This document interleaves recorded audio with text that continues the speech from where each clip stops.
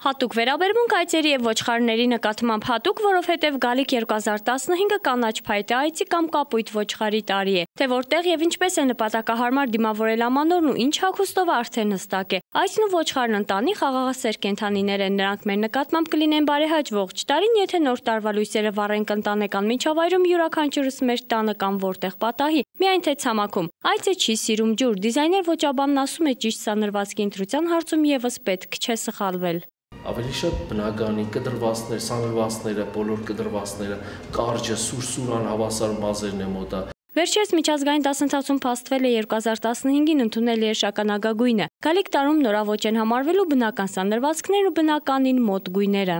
Այծի տարվան շագանակագույններ մոտա եւ մեդովի գույնը։ Ավելի շատ հանգիստ բնական գույներն է հաճելի նայելու։ Եվ բնական մազերի տեսքը, ամեն մազ ունի իր լեզուն։ Նրանք, ովքեր նախընտրում են ճչացող երանգներ, արտասովոր սանրվածքներ, այծի տարում պետք է կարողանան զսպել այդ ցանկություններն ու անցնել առավել առօրեական ու հասարակ տեսքի։ Տարվա տերն այդպես է թելադրում։ Ոչ պակաս կարևոր ասելիք ունեն նաև աստղերը։ Ինչ է սպասվում կենդանակերպի նշաններին։ Ալեքսի ռադիոհայ Գյումրի ռադիոկայանի դիջեյներից է։ Ուսումնասիրել եւ տեղեկացնում է գալիք տարին գրեթե բոլորիս համար հաջողակ է լինելու։ Այծը չինական օրացույցում համապատասխանում է 8-րդ տարին, իսկ ինչպես գիտենք, ըստ չինական համոզմունքների 8-ը համարվում է երջանկության, խաղաղության եւ բարեկեցության թիվ։